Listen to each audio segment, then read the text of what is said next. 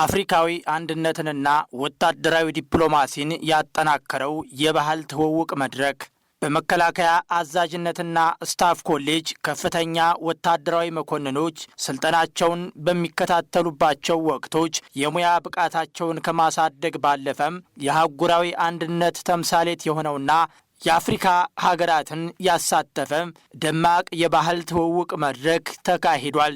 ይህ መድረክ በኮሌጅ ውስጥ የሚሰለጥኑ የተለያዩ ሀገራት መኮንኖች የየራሳቸውን ሀገራዊ እሴት ታሪክና ማንነት ለታዳሚው ያስተዋወቁበት ታላቅ ክስተት ሆኖ አልፏል።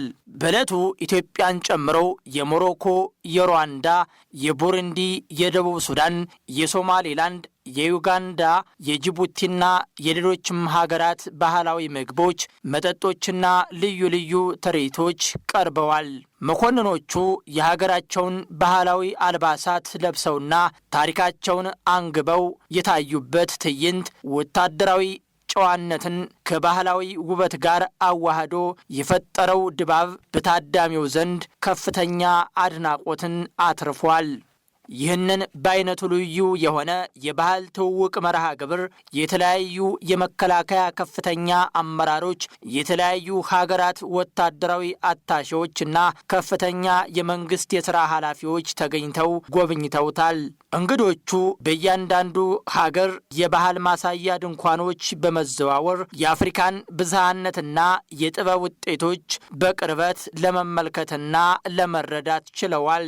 በዕለቱ የቀረቡት የዓለም ሀገራት ምግቦችና መጠጦች ብቻ ሳይሆኑ የየሀገራቱን ጥንታዊ ስልጣኔ ማንነት የሚዘክሩ የታሪክ ቅርሶች የመድረኩ ዋና ዋና ትኩረት ነበሩ። እነዚህ የታሪክ መገለጫዎች መኮንኖች ከወታደራዊ ሳይንስ ጥናታቸው ጎን ለጎን ስለ አጋር ሀገራት ጥልቅ ግንዛቤ እንዲኖራቸውና ለባህላዊ እሴቶች የጋራ አክብሮት እንዲሰጡ ትልቅ አጋጣሚ ፈጥረዋል። ከምስራቅ አፍሪካ እስከ መካከለኛው ምስራቅ፣ ከምዕራቡ ዓለም እስከ እስያ ድረስ ያሉ የጥበብና የጣዕም ውጤቶች የቀረቡበት ይህ መድረክ በምግብና በመጠጥ ዙሪያ የሚደረግ ዲፕሎማሲ እንዲፋፋም በር ከፋች ሆኖ አልፏል። ይህም በወታደራዊ አመራሩ መካከል ያለውን መግባባትና መቀራረብ ይበልጥ በማሳደግ ቀጣይነት ላለው ቀጠናዊ ትብብር መሰረት ጥሏል።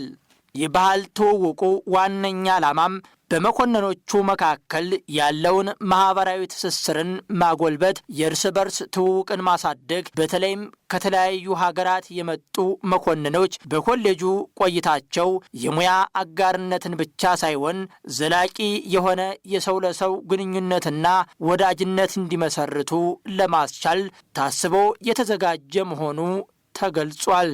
ከምግብና መጠጥ ባሻገር ለእይታ የቀረቡት ልዩ ልዩ ቁሳቁሶችና የጥበብ ውጤቶች እያንዳንዱ ሀገር በዓለም ስልጣኔ ውስጥ ያለውን ድርሻና ታሪካዊ ጉዞ በሚገባ የሚያስረዱ ነበሩ። ተሳታፊ መኮንኖቹም ስለ ሀገራቸው ታሪክ ሲያስረዱ በነበራቸው ኩራት መድረኩ የብሔራዊ ክብርና የአህጉራዊ ወንድማማችነት ስሜት የታየበት እንዲሆን አድርገውታል። በመከላከያ አዛዥነትና ስታፍ ኮሌጅ የተካሄደው ይህ የባህል ትውውቅ የሙያ አጋርነትን ወደ ባህላዊ ትስስር ከፍ ያደረገ ነበር። የባህል ትውውቅና ጉብኝት መርሃ ግብሩ ኮሌጁ ወታደራዊ መሪዎችን በእውቀት ከማነጽ ባለፈም አፍሪካዊ አንድነትንና ዓለም አቀፍ ትብብርን የሚያጠናክሩ ዲፕሎማቶችን እያፈራ መሆኑን በመግለጽ ያሳየበት ሆኖ ተመዝግቧል። የመከላከያ አዛዥነትና ስታፍ ኮሌጅ በርካታ ዓመታቶችን የተሻገረባቸው ከፍተኛ ወታደራዊ መኮንኖችን እያፈራ የመጣ እንቁ ኮሌጅ ነው። ዛሬም ድረስ እነዚህን ስራዎችን አጠናክሮ ቀጥሎባቸዋል።